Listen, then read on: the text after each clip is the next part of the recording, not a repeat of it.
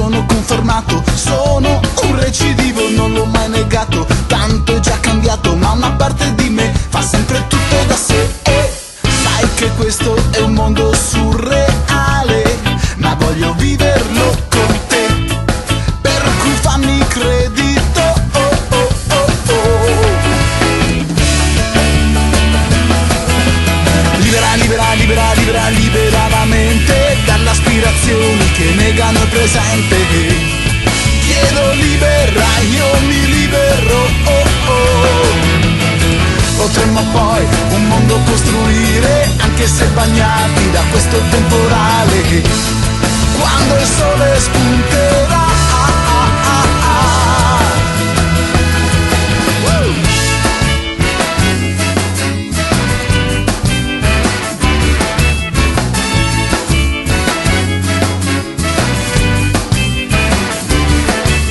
Lo dice anche Battiato, cerco un centro di gravità che sia permanente.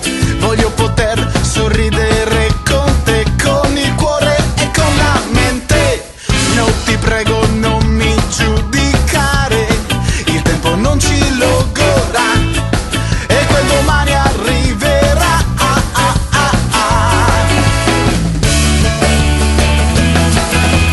Libera, libera, libera, libera, libera la mente dalle aspirazioni che negano il presente. Chiedo libera, io mi libero, oh oh. Potremmo poi un mondo costruire, anche se bagnati da questo temporale, quando il sole spunterà. Sopraffatti, annegati nella quotidianità, noi nuotiamo in mare aperto in faccia alle difficoltà. Sopraffatti, annegati nella quotidianità, noi nuotiamo in mare aperto in faccia alle difficoltà.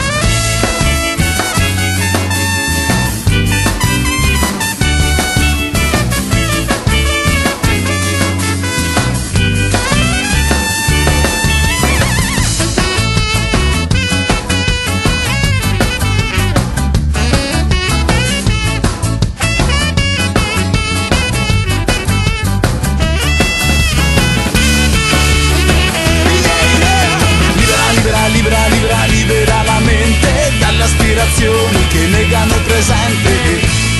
Chiedo libera, io mi libero, oh oh.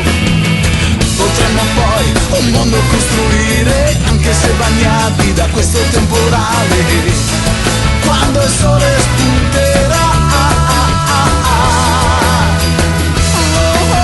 Libera, libera, libera, libera, libera la mente dalle aspirazioni che negano il presente. Chiedo libera, io mi libero, oh oh.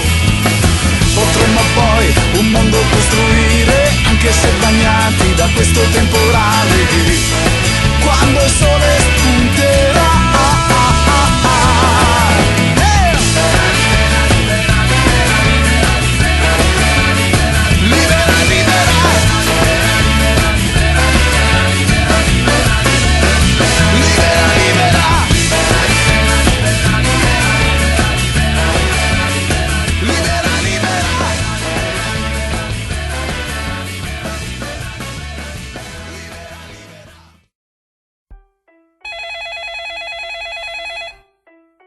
Pronto?